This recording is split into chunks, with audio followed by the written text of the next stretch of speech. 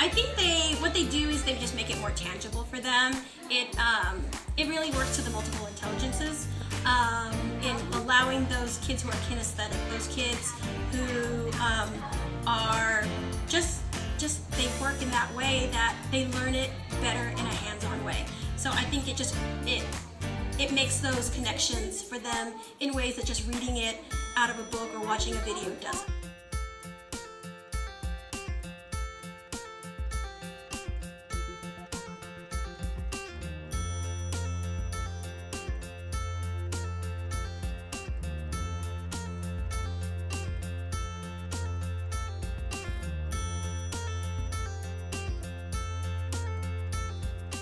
I love my room. My room is chaos. It's a mess. I don't have a teacher's aide, so I am constantly in the process of cleaning up after them. But I was lucky enough to have the school renovate the room for me about 3 years ago, and we went to several schools to look at different science room sites. And what I got to do was take the best of what I liked from each of them, and it allows them to work in a cooperative environment. It's set up so that I can have electricity at the tables, and I can have a screen on the board, and supplies, storage. I have a lot of coworkers who would kill for the storage that I have, and I collect everything and keep it forever, so the room is really conducive to cooperative learning.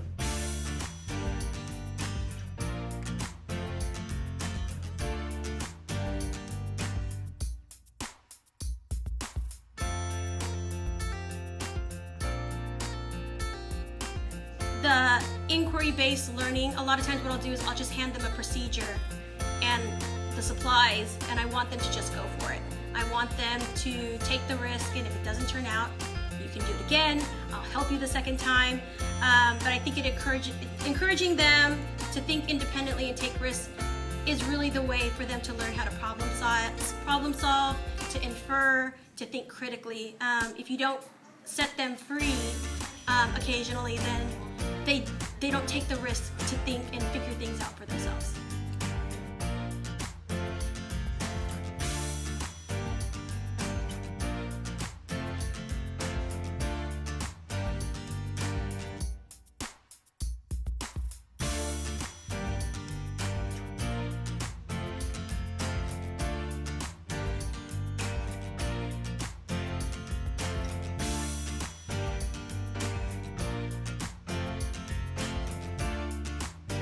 Want students to have the feeling of being a scientist when they're in science class. I want them to feel like I could have a career in science, and I could go on and I could discover something awesome in science. And I think if you don't give them those opportunities, then I won't have those kids who feel that freedom to say, I could figure this out, I could discover this, I'm gonna go figure this out for myself. So I think letting them experience it firsthand, to touch it, to feel it, to make their own observations and hypotheses is the way to do that.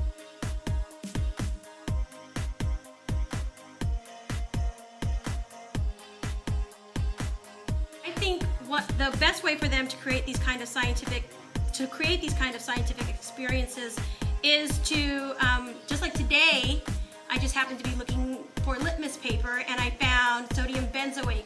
And I was like, oh, let's play with it and see what happens. And it turned into a really great lesson where it totally, we ran with it. We went and we talked about how the genetics in a family can differ, how you're gonna have different genotypes and phenotypes. And so just by pulling out a piece of sodium benzoate paper for each kid to taste, we were able to create an authentic learning experience for them. And it's one of the best ways for them to learn and figure things out.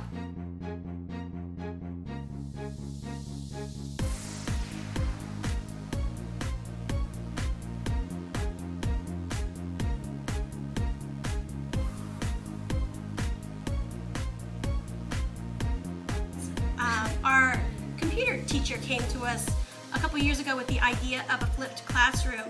And what it is, it's to encourage, to not make homework just busy work, to encourage them to go home and learn the lessons lesson by watching an assigned video. And then it gives them the opportunity to come into class and to work on things that they really, what you can do is you can differentiate the classroom. You can figure out who gets it and who doesn't, and you can really focus on those kids who aren't getting it by creating a center for them or doing them on the board.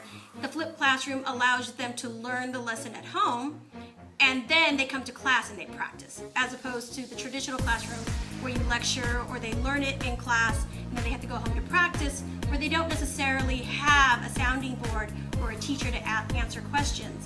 And so I've really started to try to do at least one flipped classroom per chapter, so that they go home and they watch an assigned video. I find them, for science, I use a lot of TED videos, TED Ed, and that website actually has a way, it actually flips it for you. It tells you what to do, what questions they should answer, so that you can be sure that they're actually watching the video. And then they come back in and they can do a lab, they can practice, they can do a lot of things. So.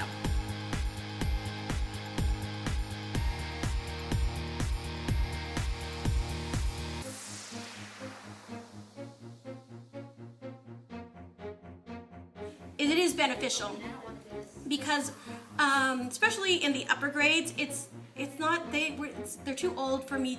We're not going to choral read out of the book anymore, and they're getting ready to make that transition to high school. So what I'm looking for them to do is I'm trying to find ways for them to gather the information themselves, for them to read what they need to read, to watch a video, and so sometimes what I do, I have them take notes.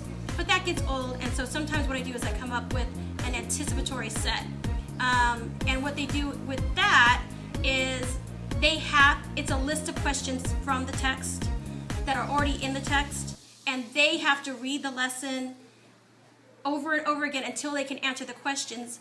And then we have a lecture so that they've gained some background knowledge, and I'm not standing up there lecturing to them, ad nauseum, and they seem to get more out of it by doing it that way, by finding the information themselves.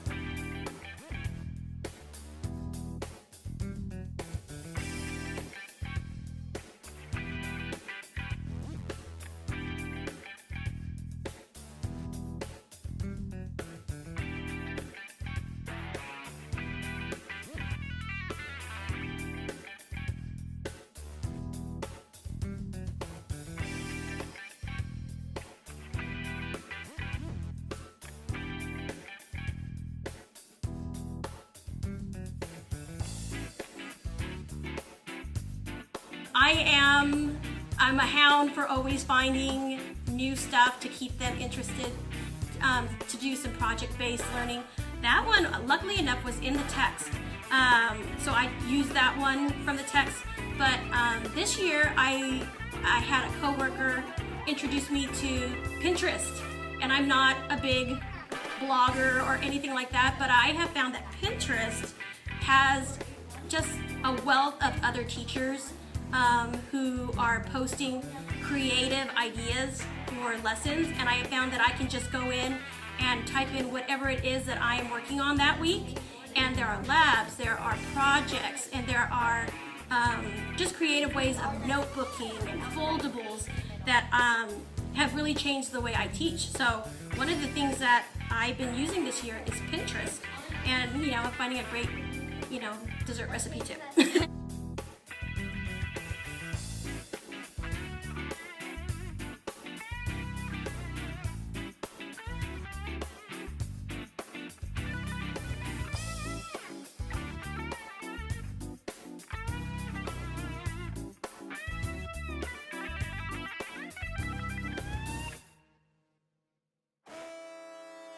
I think the environment of the classroom, the way the classroom is set up in lab tables, helps it. They are facing each other, and I really do want them to work on working collaboratively and respectfully with each other. So I really do try to promote them working with partners, working with groups, working with people at your table.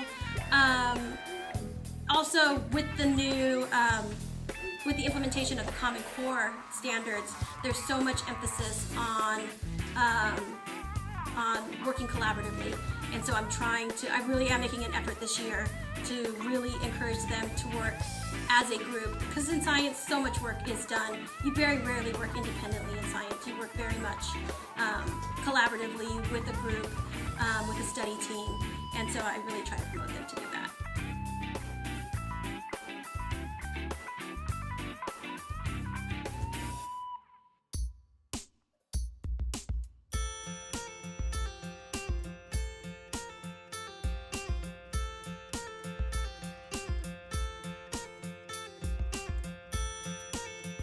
It's a challenge, especially with the junior high age.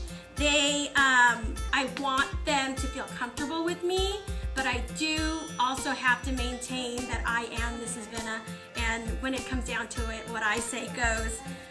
So I have really strict, not strict, but really firm procedures in place where they really do know what they're supposed to be doing and when they're supposed to be doing it. So by maintaining that framework of structure, we can move around it and still have fun, and we relate to each other a lot through storytelling, and so that keeps things fun, and it helps them relate to me and for me to relate to them. And but by maintaining that structure of what are my procedures and that I am going to follow through with what I say are the consequences, it allows me to have a classroom that we can interact and we can have fun. But they know the boundaries, and so we are able to work pretty well within that.